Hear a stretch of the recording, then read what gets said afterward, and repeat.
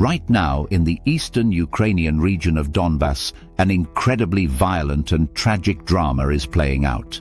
Russia continues to launch massive assaults on Ukrainian positions, again and again, sending wave after wave of troops into battle.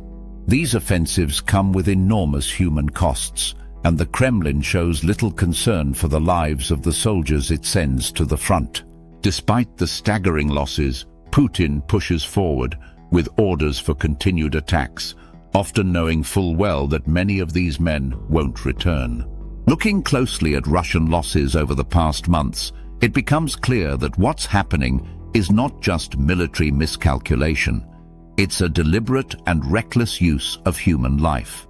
Ukrainian sources, as well as independent estimates, suggest that more than 1 million Russian soldiers have been killed, wounded, or gone missing since the start of the full-scale invasion. And every single day, over 1,000 more names are added to that list. Along with these personnel losses, the Ukrainian military has reportedly destroyed tens of thousands of Russian vehicles, aircraft, drones, and support equipment. Now, of course, we always have to be cautious when relying on wartime figures, especially those published by one of the parties involved. But in this case, many of the claims made by Ukraine have been cross-checked by independent observers, Western intelligence, and, perhaps most significantly, even by Russia's own internal documents that are starting to leak more frequently and paint an increasingly grim picture. One of the clearest examples of the chaos within the Russian ranks can be seen in the collapse of the 41st Combined Arms Army. This is not a small unit. We're talking about one of Russia's major army formations, originally made up of around 30,000 soldiers. According to newly leaked documents, verified and released by Ukrainian intelligence, this once formidable force is now nearly destroyed. As of June 1, 2025, the 41st Army had suffered more than 8,600 killed, over 10,000 missing, and nearly 8,000 deserters. That's a total of over 26,000 personnel lost, an almost complete wipeout, even when accounting for reinforcements and rotations. And if that sounds like a unique or exceptional case, think again. This kind of collapse is happening across the board. One of the most extreme examples is the 15th Guards Motor Rifle Brigade, stationed in the Samara region. In peacetime, this brigade is made up of around 2,000 soldiers. Today, it has reportedly lost over 12,000 men, more than 5 times its original size. At least 7,400 soldiers have been killed and another 5,200 are missing. These numbers are based on data collected from official death notifications, online memorials, and casualty reports shared by family members across Russian social networks. What's more disturbing is the conditions under which many of these soldiers are fighting. Reports from inside the Russian military speak of severe abuse, soldiers being beaten, robbed, and even tortured, not by the enemy, but by their own commanders. In some cases, injured troops are being sent back to the front lines without treatment, used quite literally as bait to draw Ukrainian fire and reveal defensive positions. It's a military culture of fear, violence, and total disregard for human life. Given all of this, it should come as no surprise that desertion is rapidly increasing. In fact, in Russia's southern military district alone, more than 18,000 soldiers have deserted since January of this year. That includes over 12,000 from the 8th Combined Arms Army and thousands more from the 58th Army. These aren't isolated cases of cowardice or confusion. This is mass-scale breakdown in unit cohesion. Many of these soldiers were mobilized against their will, promised money and support that never came, and then thrown into hopeless battles. Under those conditions, thousands have decided to simply walk away. And while Putin still commands a population of over 140 million people, the idea that Russia has unlimited manpower is a dangerous illusion. Yes, on paper, Russia should have the upper hand in terms of numbers. But in reality, recruiting usable soldiers is getting harder by the day. Russia's recruitment strategy depends heavily on financial incentives, offering bonuses and salaries to encourage volunteers to sign contracts. However, those financial offers are losing their appeal. With rising inflation, increased risk awareness, and a growing understanding among the Russian population of just how brutal the front lines really are, fewer and fewer people are willing to take that risk.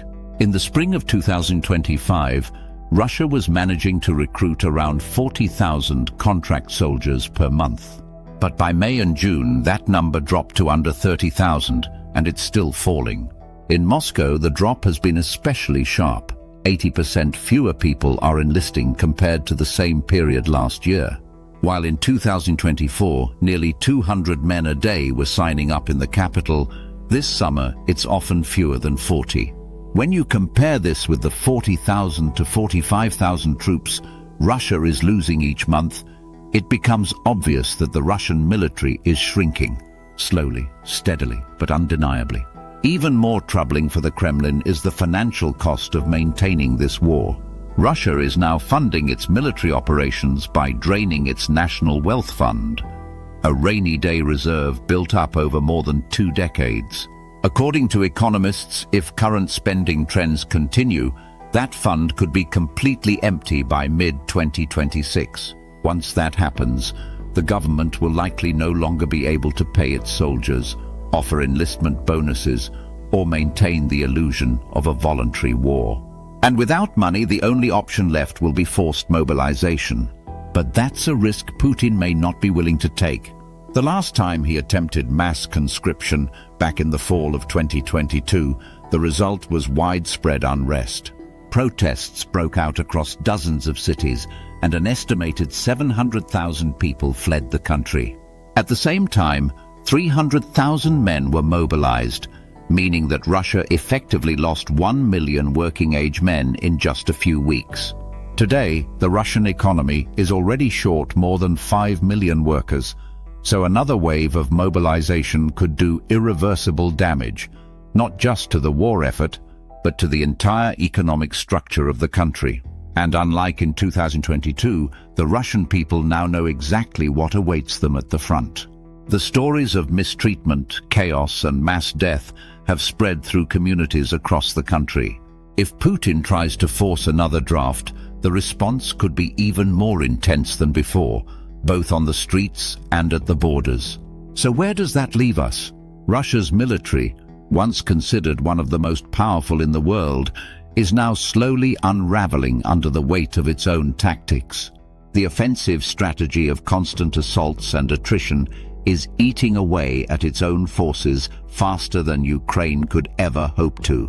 Putin is burning through troops, burning through money, and burning through public patience, all without achieving any of his core objectives. Not a single major goal of Russia's 2025 summer offensive has been met so far. Ukrainian defense lines are holding, while Russia's top units are suffering near total collapse.